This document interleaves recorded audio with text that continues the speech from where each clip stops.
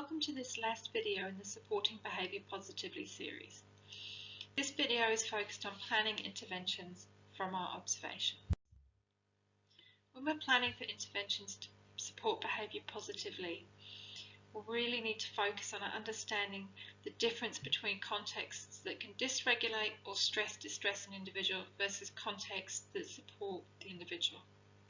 And when we're thinking about those contexts, we need to be identifying the details and the differences between when behaviours are occurring inappropriately versus when the individual is exhibiting behaviours appropriately for context. Again, we need to be working with individuals and, if relevant and if there's consent, with their family and with other support professionals so that we can collect and collate information accurately from a number of sources. One of the ways that we can do this is by completing an understanding behaviour proforma. Now, understanding behaviour really lays the foundation for how we can support individuals, especially when they're displaying behaviours of concern. When we have a reactive approach, we spend a lot of energy and we get very stressed and distressed in managing events as they're becoming unmanageable and in picking up the pieces afterwards. So if we can use a proactive approach, it involves being organised and planning what we're going to do to try and decrease or prevent the likelihood of behaviours occurring that are behaviours of concern, and if they do occur, minimising the likelihood of them reoccurring. Now we need to remember that everything we do and say is a behaviour, and that all behaviour is serving a purpose driven by an individual's needs. Now this can be driven consciously. So for example, I'm thirsty, I might get a drink and drink. My drinking is a behaviour. However, I might also have that cup and throw it across the room. And it's possible that throwing that across the room is because I like to hear the cup smash. It might be because I want to see liquid come out of the cup. It might be because I finished my drink and I want to get it into the sink where I'm meant to put it. Or it might be because I'm in sympathetic nervous system overload and I want to try and get somebody away from me who's coming towards me, so I'm throwing the cup at them.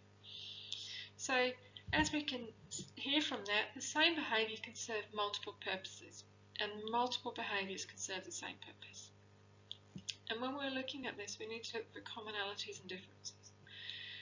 When we need to identify the purpose of a behaviour, we need to be considering what happens before the behaviour as well as what happens after the behaviour. So this is commonly known as the ABC, the antecedent, the behaviour, the consequence.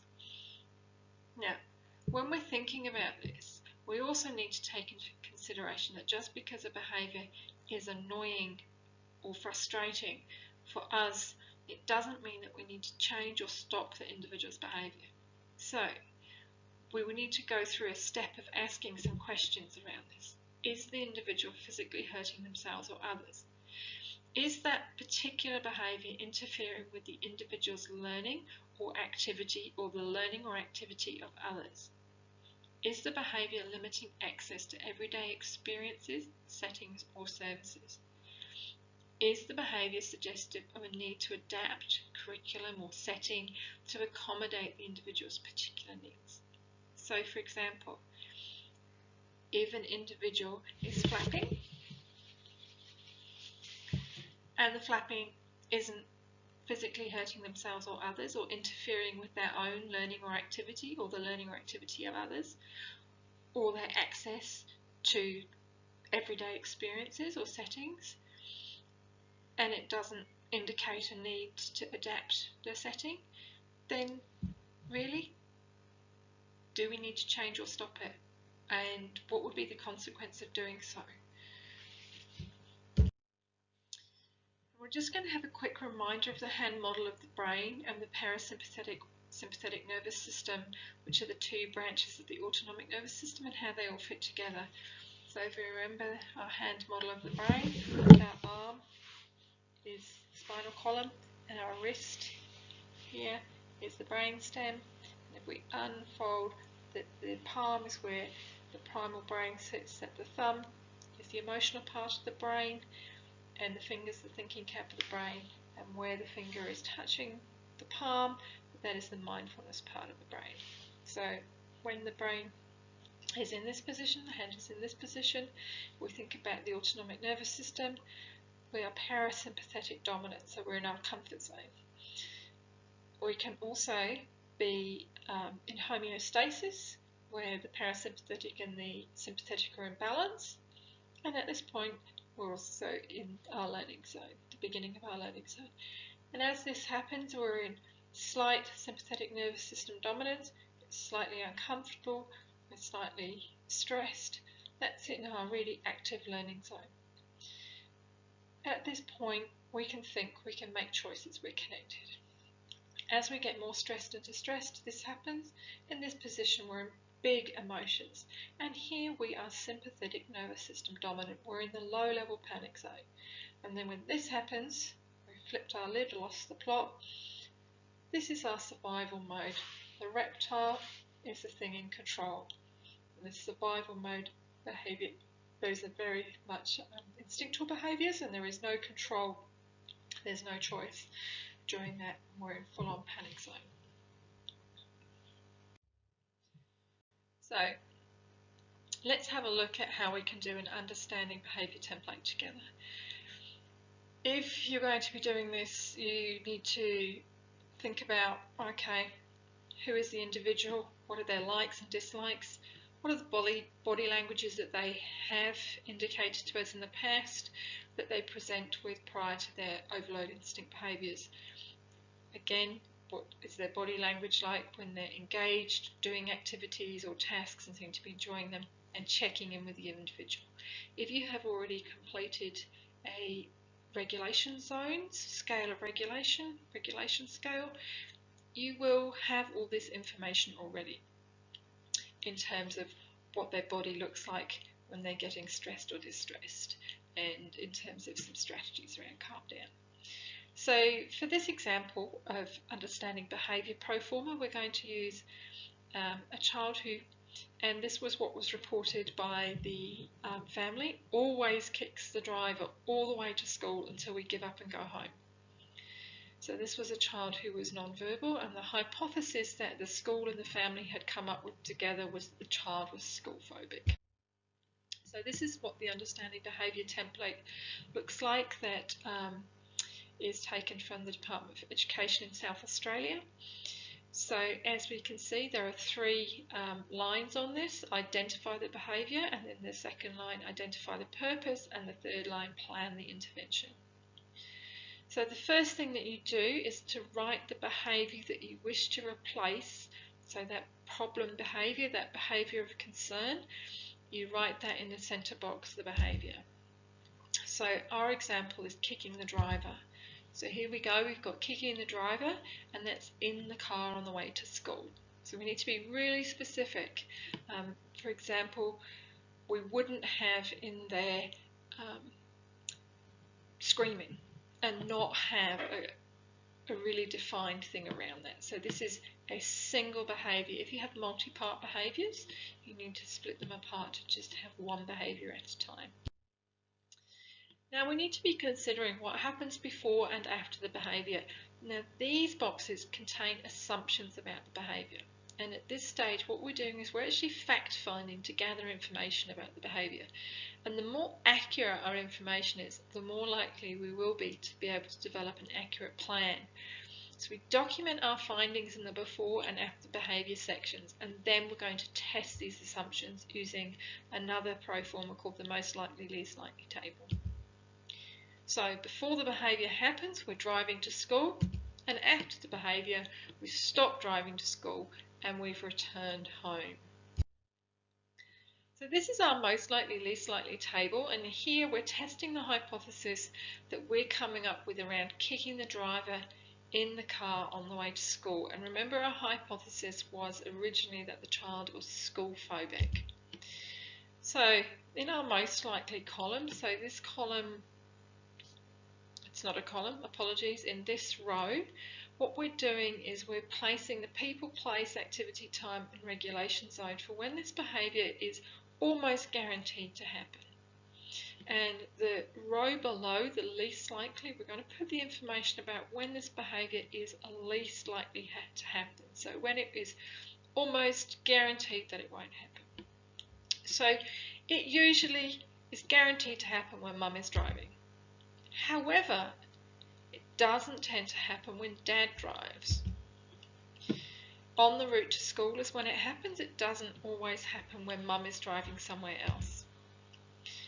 Doesn't happen when dad is driving to school. It also doesn't happen when dad is driving anywhere else. The activity is sitting in the car. So here, because this is the same, what we really need to do is start picking apart the details. Are there any differences? The details are really important in this table. So, when we talked about what's happening in the car at the time, Mum said, oh, well, I'm listening to the radio, which is an oldies and talk radio station. Dad said, well, actually, I listen to a music-only radio station when I'm driving. Doesn't happen when Dad drives, so there wasn't a time associated with it. And when we really pushed Mum on the details, Mum said, well, it tended actually to happen at 8:30 a.m.-ish, and it didn't actually matter where they were on the route, so it didn't matter if they'd only just started out, if they were almost at the school, that was around the time it would happen. So in those details, we're thinking, well, it was originally thought the child was school phobic, but the details aren't indicating that. And details reveal that the news comes on the radio. So it's more likely that the child finds the radio newsreader overwhelming. Now, when we think about what regulation zone a child is in when they're exhibiting a behaviour of concern, behaviour of concern is the one that places themselves or others at risk.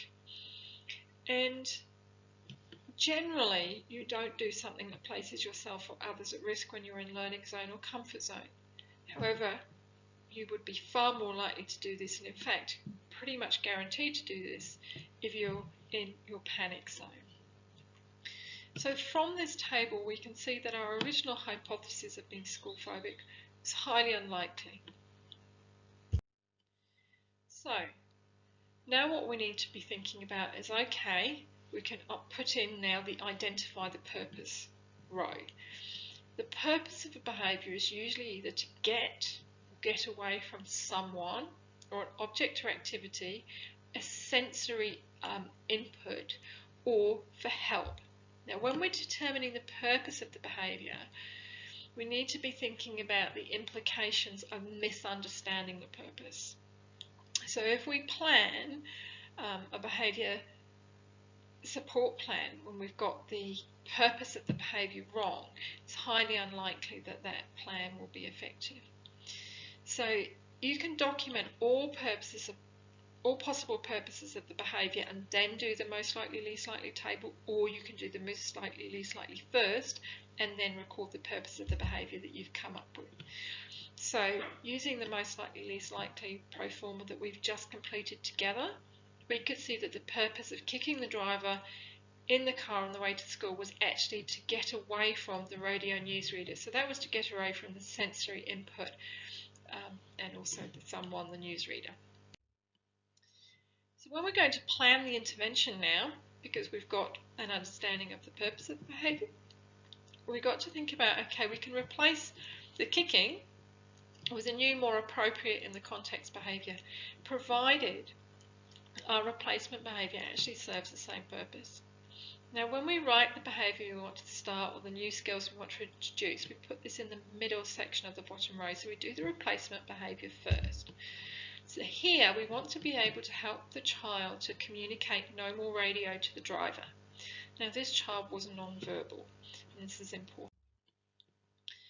One of the things that we do when we think about behaviour, traditionally we haven't talked about an environmental change in order to support the behavioural change. Now, environmental changes are often the easiest things to introduce and they can have the greatest impact. In this instance, just turning off the radio prior to the news or changing the radio station to one that doesn't have a newsreader between 8:28 and 8:35 a.m. would mean that the child would have no need to kick, so that they would be able to get to school no problem. Now, documenting strategies to assist in teaching the child or young person a new skill or behaviour is really important.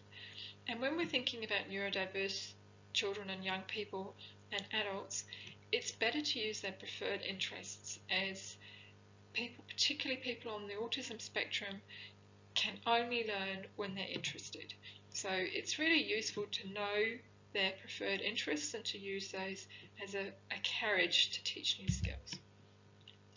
In this case, because the individual was non-verbal, it was decided that having a no button that they could press would be a skill that would be very manageable for them to do, and the new skill would actually also be for mum, when hearing that no skill, that no button, would to be actually changing the radio station.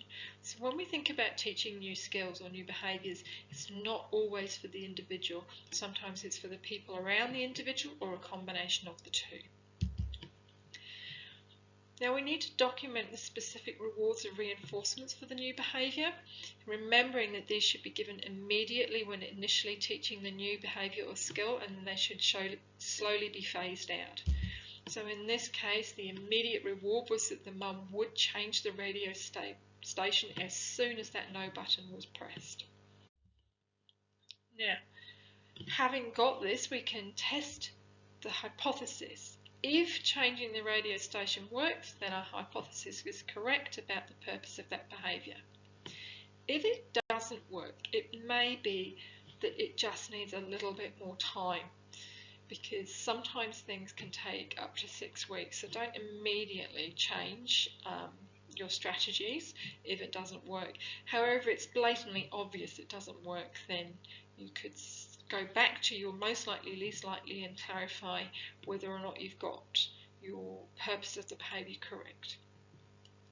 When we're thinking about teaching new skills, we need to do these when the child or adult is comfortable. So when they're in their comfort zone or their learning zones, and they need to be taught through immediate appropriate response. So for example, if we're teaching this individual to use the no button and they're starting to generalise the use of the no button, if they say no, they push the no button to putting a coat on, then they should not be cajoled or made to put the coat on. Behaviour plans that would have tackled that hypothesis of school phobia would have been unsuccessful because there was no school phobia. This is a really useful pro forma because it helps us to facilitate appropriate behaviour positively. When we've accurately identified the reasons for a behaviour that's causing us or the individual difficulties, then we can plan effectively for environmental changes to minimise the likelihood of those behaviours occurring and to facilitate appropriate behaviours. So for example, by changing the radio station, we would have minimised the likelihood of that individual kicking their parent on the way to school. Having that last section helps us to ensure that those rewards reinforcers are personalised. If a reward or reinforcer is ineffective for an individual, then it's not going to be as effective. So with the environmental change of changing the radio station, you wouldn't have needed a reward or reinforcer. However, if it was around the no button, you would have needed to make sure that that was effective, and the reward or reinforcer of just turning the radio station off or over would have worked, but in order to generalise that, you would have also possibly needed some other rewards and reinforcers. So hopefully that's helped you to understand this particular pro forma. There are lots of other forms of ABC pro formas out there, the antecedent behaviour consequence. However, many of them miss out the section around in that middle section, help getting or going away from help.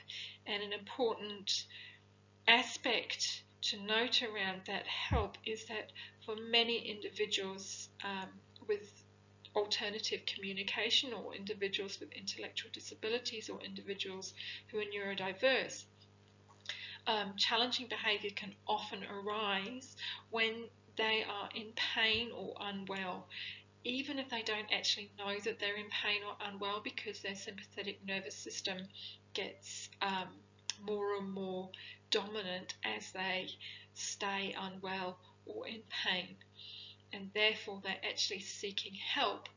And traditionally we've looked at whether they're attention seeking. and there is a sort of negative connotation to attention seeking, whereas if we're much more explicit about this could be to get help, that can help us to remember to look for signs of non-verbal pain, for example, to look at those details about where behaviour does and doesn't occur.